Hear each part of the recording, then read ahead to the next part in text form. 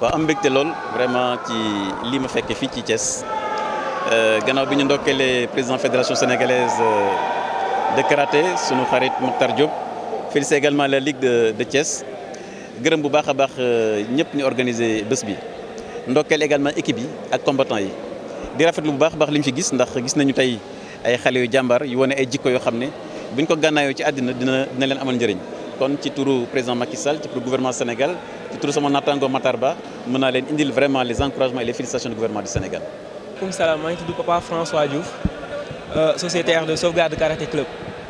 yombul woon mais on a travaillé en conséquence yàlla xam na ne bi ñu commencé ba léegi suñu grand yi kenn bàyyiwuñu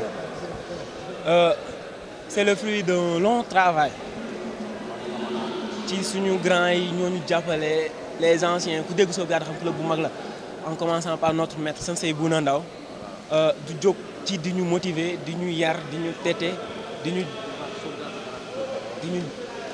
ñu gunge quoi ak suñu mag yi nga xamante ne ci ñoom lañ jaaree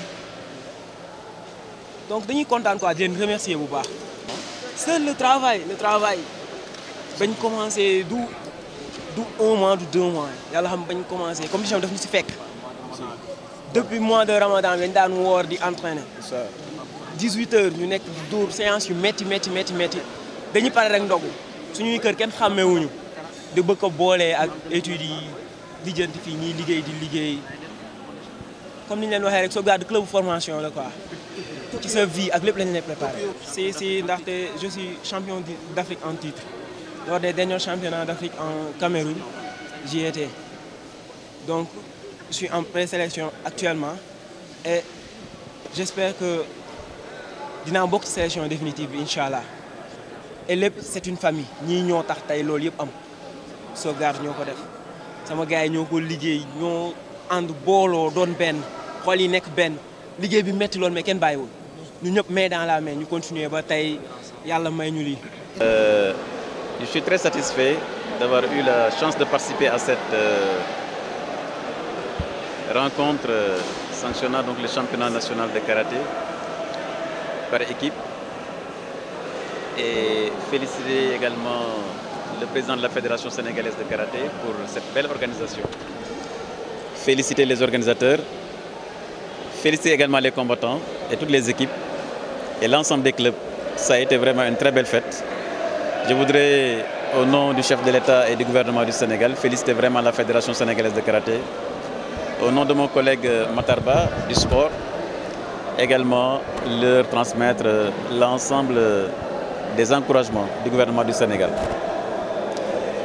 L'impression que j'ai également, c'est que, vous savez, chaque fois qu'on participe à des compétitions de karaté, on arrive à identifier les valeurs qui sont incarnées par les combattants, mais également par les dirigeants. Et c'est à chaque fois le message que j'essaie donc de faire ressortir, en partageant avec la jeunesse sénégalaise ces valeurs justement du karaté, ces valeurs de courage, de respect, d'abnégation, mais également d'esprit d'équipe.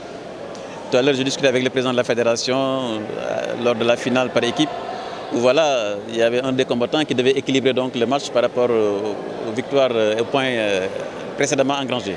Donc ça traduit vraiment un état d'esprit et je crois que c'est quelque chose de fondamental dans la vie de tous les jours et je crois que ça peut inspirer chaque personne justement à aller de l'avant.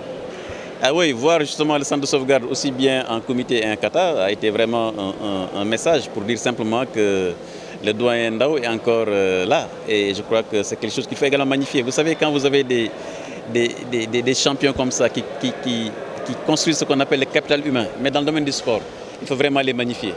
On le voyait tout à fait concentré tout à l'heure durant les matchs. On aurait pu dire voilà, il a tellement gagné de choses que maintenant, mais il était concentré et je pense que c'est quelque chose qu'il faut vraiment saluer. Et derrière ça, il n'y a que le travail qui paye et je pense que c'est ce qui a été.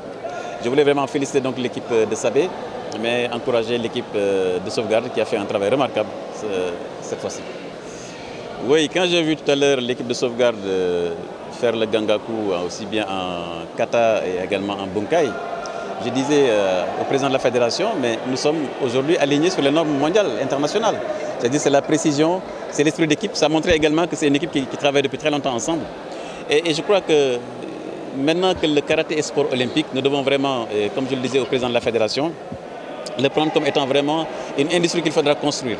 le professionnaliser, renforcer la formation. Et je pense qu'au niveau de la formation professionnelle, la Fédération sénégalaise de karaté peut travailler également avec le gouvernement pour que nous puissions renforcer justement les clubs en termes donc de capacitation sur le plan technique, également sur le plan de la réglementation. Ce sont des éléments qui vont jouer un rôle très très important lors justement des Jeux Olympiques qui auront lieu au Japon. Mais oui, j'ai dit tout à l'heure, vous savez, quand vous êtes un responsable, un manager, un dirigeant, un leader, ce qui vous fait avancer, c'est moins les connaissances que les valeurs que vous incarnez. Et le karaté vraiment est un sport par excellence qui fait ressortir les valeurs dont on a besoin en termes de management, en termes de leadership. Je le disais tout à l'heure, ce sont des valeurs d'abord d'esprit d'équipe, de respect de soi, de respect de l'adversaire. Vous savez, quand vous voyez le karatéka avant le combat, il le salue, après le combat, il salue. Donc cela veut dire que même pendant la guerre ou pendant le combat, vous devez respecter l'adversaire. Vous savez, il y a un grand général qui disait que même les déclarations de guerre se terminent par une lettre de politesse. Donc pour vous dire simplement qu'il faut également en permanence avoir ces valeurs dans toute la vie de tous les jours.